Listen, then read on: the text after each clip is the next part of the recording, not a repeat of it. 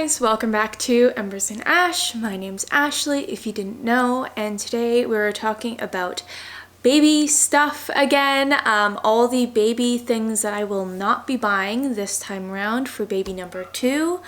I found these videos really helpful, especially when I was pregnant the first time, because, you know, it was great seeing the newborn essential lists, but I really loved seeing second-time moms talk about like the regrets or just the things that they know they don't need this time around.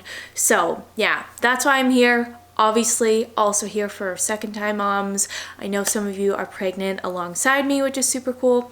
So yeah, also I am minimalist with my baby gear. I try to be, at least. So there's a lot of things that I will not be buying.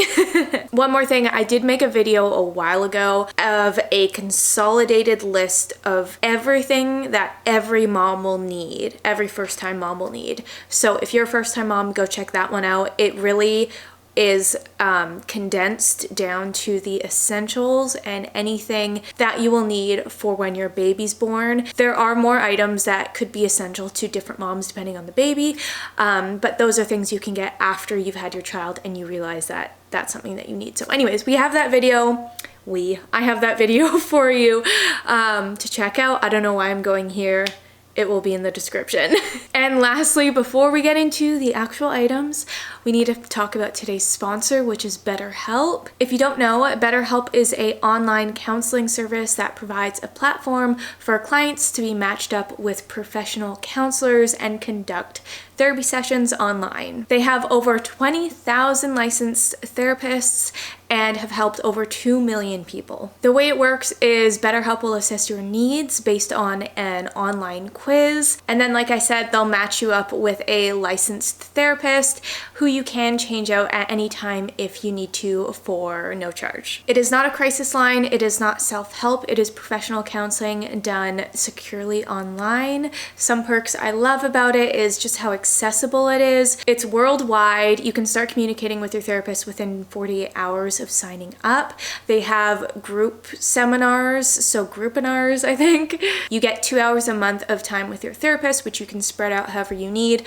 You can text them at any time. It's just really cool, like I said, how accessible it is to everyday people, especially moms. I've said this before, we're already so busy. It's so hard to get out of the house most of the time, and to find a babysitter or someone to watch your child while you go to a therapy session.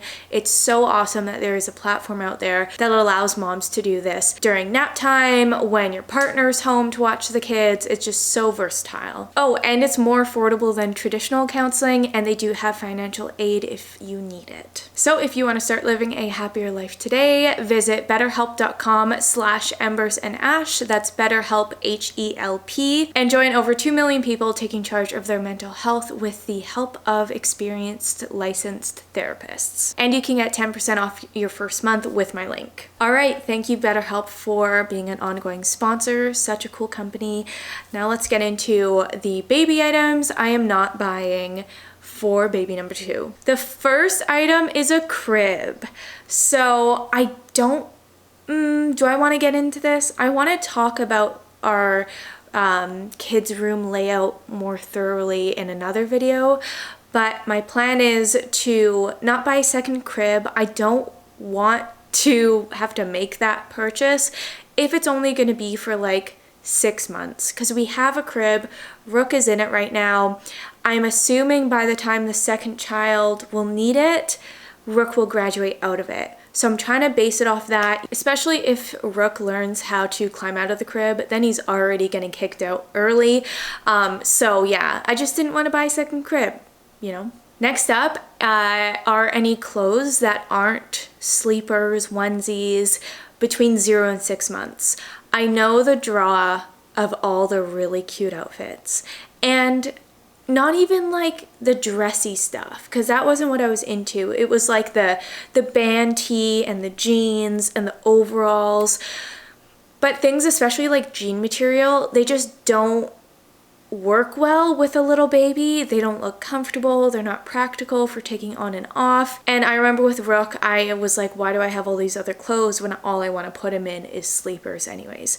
So I have bought a few, and by a few I mean 2 clothing items so far for the baby.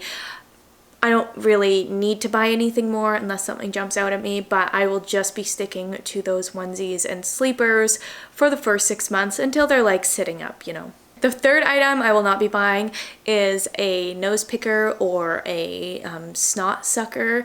You guys know my issue with mucus.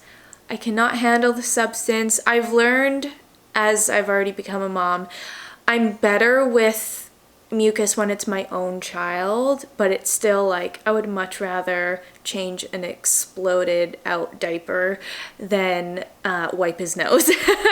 I don't know if that's weird, but it's just not my thing. So snot suckers are immediately out of the question. I did buy those nose pickers last time. I got sucked in, guys. Like, one person told me that they were the best, so I bought them. They're these little like things this big for like 20 bucks. Waste of money. I ended up just basically using wipes if I needed to clean his nose. Did not need to get nose pickers. The fourth item I might regret and change my mind on it, but that's a baby bathtub. So you guys know I didn't get a baby bathtub last time because you can just put your child in the tub with an inch of water, put a towel down if you want, and you're fine. The only hesitation I have this time is I've heard people say that it's really helpful for bathing both children when one of them isn't sitting up on their own yet. So your oldest can have a proper bath with like relatively a lot of water, and the second kid is safe.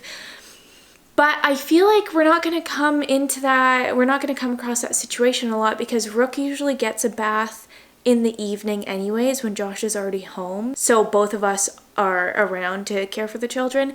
And like I said, Rook got just really shallow, quick baths when he was young. So I think we'll be able to manage. I'm pretty sure we will. I'll let you know on that one. Going along with the bath time theme, I will not be buying a hooded bath towel for my child. I know they're so cute when they have the little hood on and they're wrapped up, but it's so not practical. They fit in it for like 3 months and then they're too small. So we still have not bought Rook his own towel. We just use one of ours. We only have 2 bath towels, I guess. So we need to buy Rook a full-size towel. If we do buy this kid a towel, it will be a full-size towel. Just like, why buy 2? Because you're gonna have to buy 2 if you end up buying the little hooded one. The next product or products I won't be buying are most health products. I got sucked into buying everything that a baby could possibly need the first time. Not everything, but because, I was trying to be intentional. But a lot of things that I didn't need because they were essentials for other babies, but not my baby. And not even that it was a my baby thing, but like we didn't need gripe water, we didn't need child's Tylenol just because he didn't get really sick at all. So all those little health products I would suggest putting off until you actually need them. Gripe water is helpful with, oh my gosh, what is gripe water good for? Hiccups, and I think there was something else.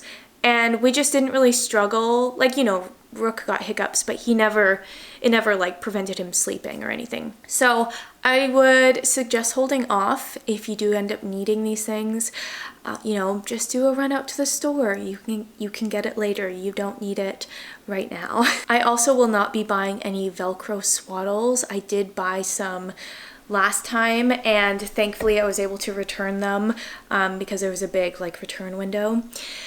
Just because we ended up using the stretch swaddles to swaddle Rook's arms down. I don't know, every baby's different. I don't know if some babies can get out of those easier. As long as it was a stretch swaddle, we were able to like lock his arms in. Those muslin swaddles are garbage. They're still useful, like I use them as burp cloths, but they don't like hold your child's arms down tight enough, I found anyways. So we didn't end up using Velcro swaddles, and I think at like 3 months we stopped swaddling him completely anyways, so, and they're really expensive, those Velcro swaddles, so I'm just not gonna bother. You guys probably know this one as well, but I'm not gonna be buying any pacifiers. Rook didn't use a pacifier. I really enjoyed him not needing them, especially I hear the concerns of the pacifier falling out and then your child crying and you have to go back in their room, put the pacifier back in for like nighttime and such.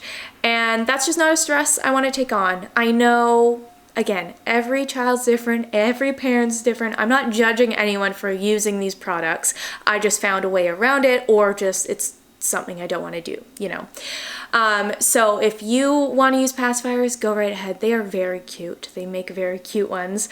Also, some kids are just really fussy, so they can be really helpful, but ideally we won't use them again. I remember I kept one in the diaper bag for like 6 months with Rook, just in case I was in a situation where he would not calm down. I could try and plug him up. But yeah, I just don't want to have to deal with those. I also, back to bath time, I don't know why I didn't group this together. I'm not going to buy a thermometer for the bathtub.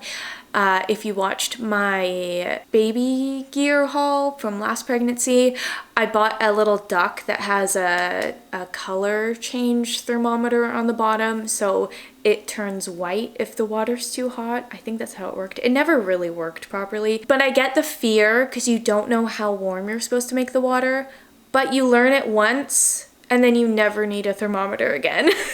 So honestly, like, if you're concerned, bring someone over who's had a baby, like your mom or a friend, someone, a midwife, sometimes they do home visits, and just ask them to show you what temperature the water needs to be. It just needs to be less than hot, like something a little cooler than what you would like to shower at. I don't know. It's hard to explain. Just have someone come and like show you, because you don't need to buy a product for that. Next up, I am not going to be buying a hamper. So we had a hamper for the kids' room or Rook's room and just never used it. I just found, like, especially with living in a smaller home, it seemed unnecessary when he would have a blowout or pee through his diaper or something and you have to change his clothes out. I didn't want to put that in a hamper to get like stinky and gross. I would rather just throw it in the wash.